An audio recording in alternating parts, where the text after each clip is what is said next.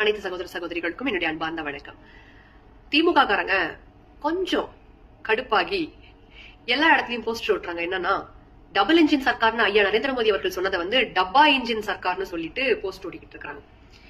அதுக்கு ஏத்த மாதிரியே முதலமைச்சர் ஸ்டாலின் அவர்களும் பாஜக இன்னொரு முறை ஆட்சிக்கு வந்தா யாரையுமே நம்மளால காப்பாத்தவே முடியாது, இந்தியாவை காப்பாத்தவே முடியாது அப்படிங்கிறாரு. ஒட்டுமொத்தமா இந்த திமுக ஒரு கூட்டம் இருக்கு தெரியுமா, அந்த திருட்டு கூட்டத்துக்கு சில விஷயங்களை வந்து நாங்க தெளிவுபடுத்துறதுக்கு கடமைப்பட்டிருக்கிறோம்.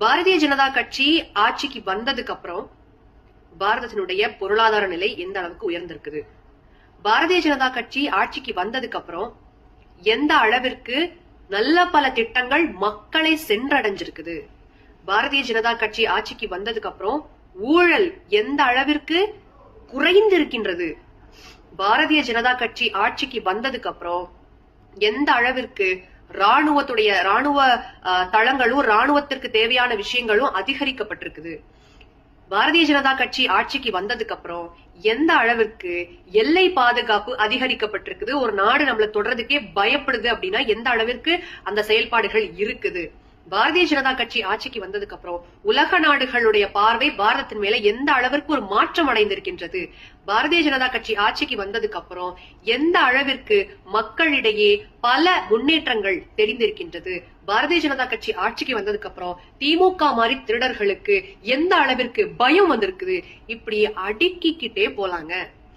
பாஜகவினுடைய ஆட்சி வந்து உங்கள மாதிரி திருட்டு பசங்களுக்கு பயமாதான் இருக்கும். அதை மாத்த முடியாது. திருந்துங்க, பயம் இருக்காது. திருநீங்கன்னா பயம். டப்பா இன்ஜின் சர்க்கார்னு போஸ்டர் அடிச்சு உங்களை நீங்களே அசிங்கப்படுத்திக்கிறது தான் எங்களுக்கு ரொம்ப வேடிக்கையா இருக்குது. காரணம், டப்பா இன்ஜின் சர்க்கார் தான், தமிழ்நாடு வெறும் டப்பா சர்க்கார் தாங்கிறது நீங்க போஸ்டர் அடிச்சு ஓட்ட வேண்டாம், எங்களுக்கே நல்லா தெரியும்.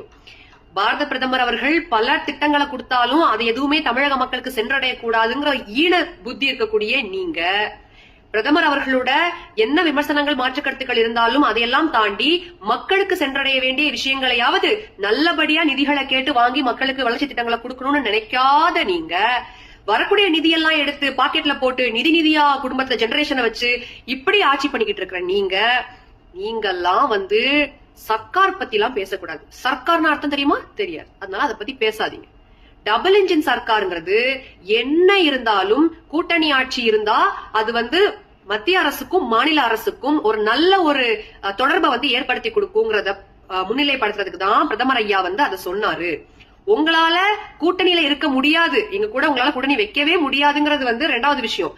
ஆனா நீங்க என்னதான் மாற்று கருத்துக்கள் இருந்தாலும்